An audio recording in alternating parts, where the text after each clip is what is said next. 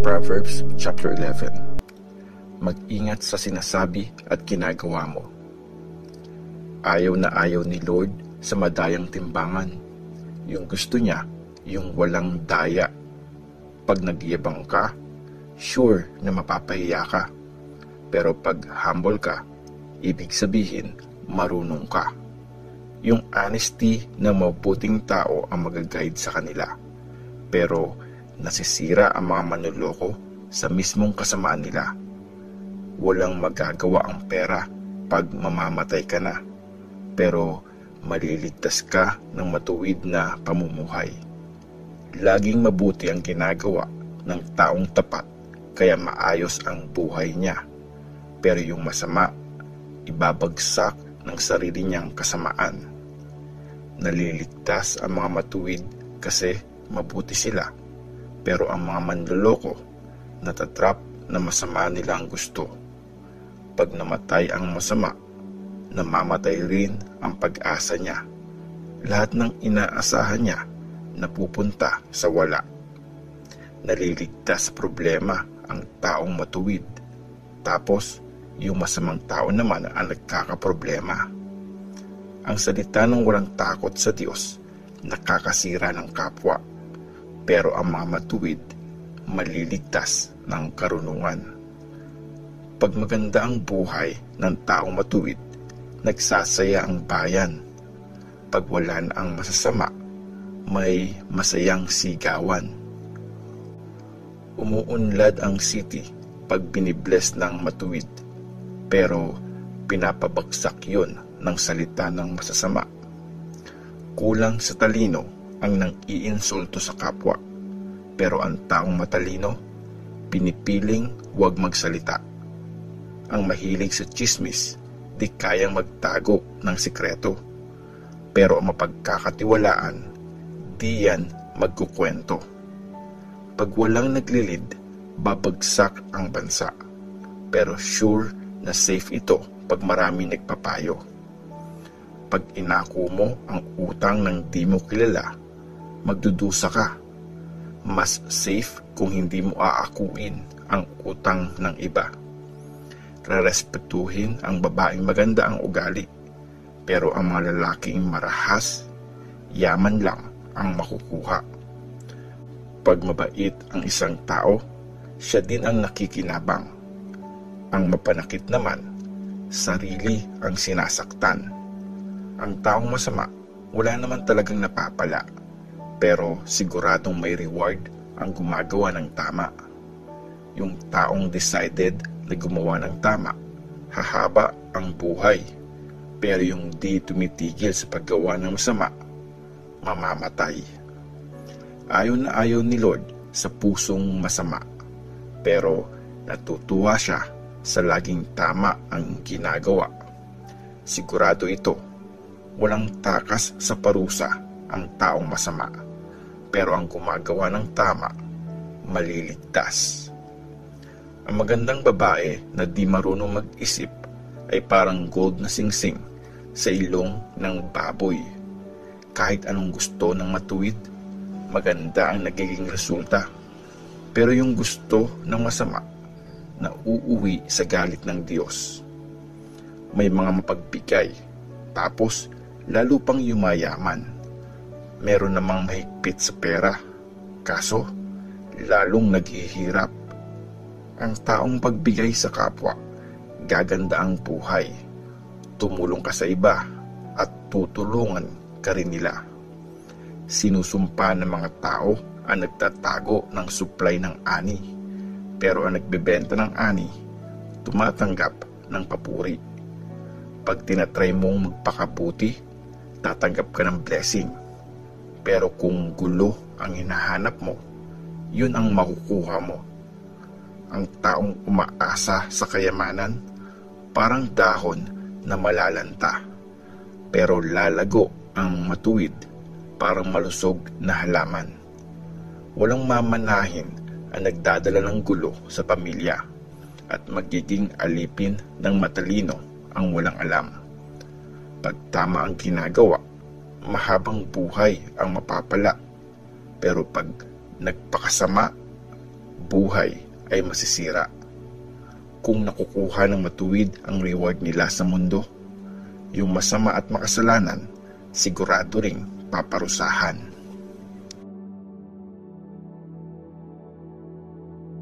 Proverbs chapter 12. Ang mabuti at masama. Ang taong nagpapadisiplina gustong matuto, pero ang ayaw magpakorek ay bobo. Ang mabuting tao binibless ni Lord, pero ang nagpaplano ng masama, pinaparusahan niya. Ang taong masama hindi mapapanatag, pero ang mabuting tao hindi matitinag. Ang mabuting babae ay nagbibigay ng karangalan sa kanyang asawa, pero parang kanser sa buto ang babaeng kahiya-hiya. Patas mag-isip ang mabuting tao, pero ang masama gusto lang manloko. Ang mga salita ng masama parang trap na handang pumatay, pero ang mga sinasabi ng mabuti nagliligtas ng buhay. Ang masasama ay nawawasak at nauubos ang lahi, pero nagiging matatag ang pamilya ng mabuti. Kung marunong kang mag-decide, pupurihin ka. Pero kung baluktot kang mag-isip, pagtatawanan ka ng iba.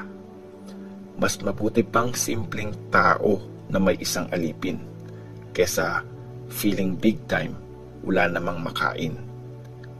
Ang mabuting tao, mabait sa alaga niyang hayop, pero ang masama ay malupit at walang awa.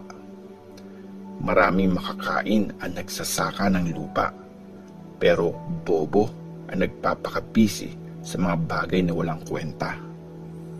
Ang gusto lang ng masasama ay gumawa ng masama, pero ang matuwid ay matatag at di magigiba.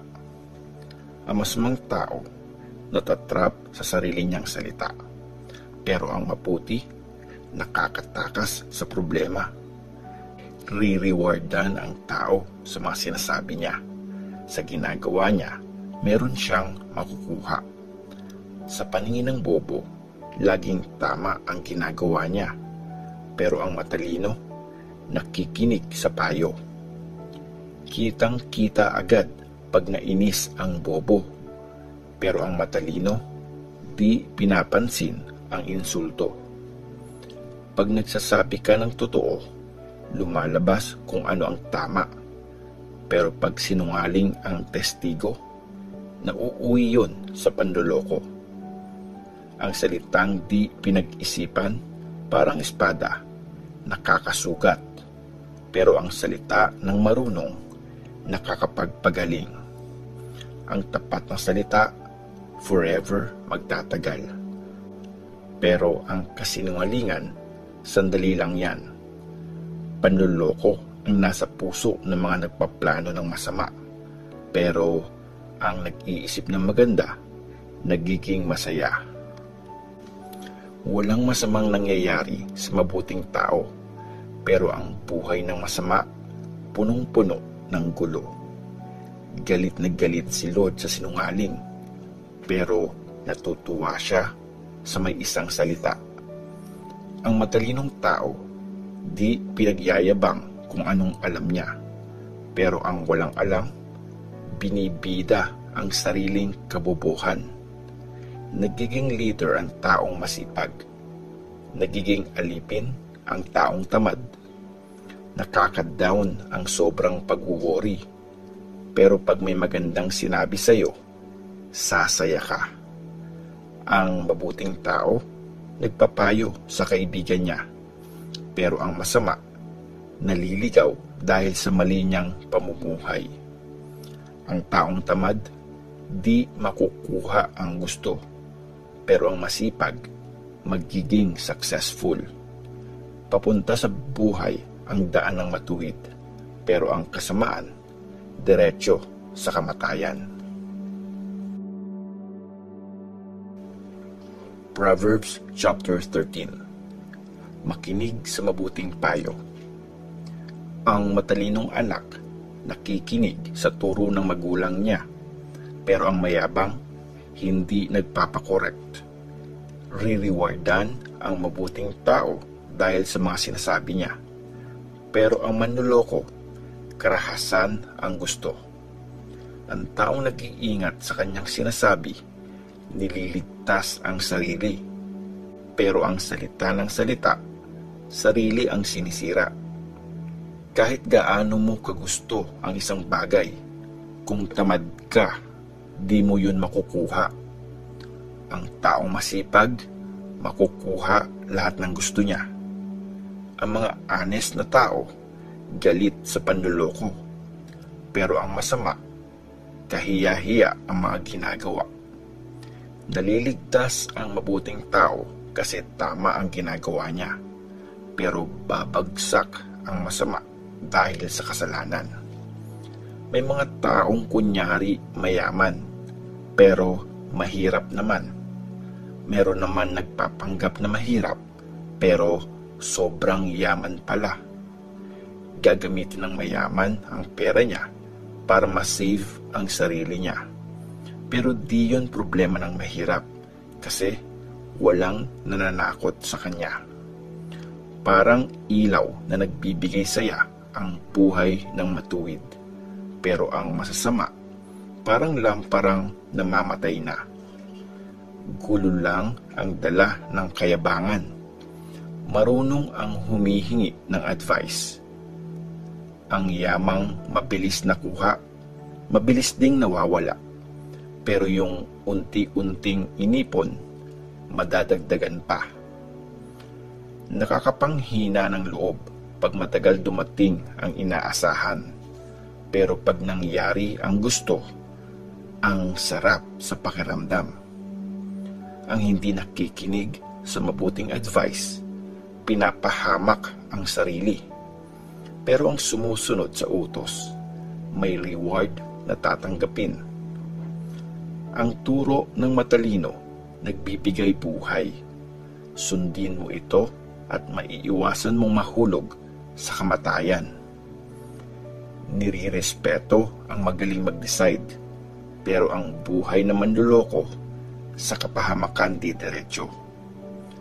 Bago kumilos ang matalino, nag-iisip muna, pero ang bobo, dinidisplay ang kabobohan niya.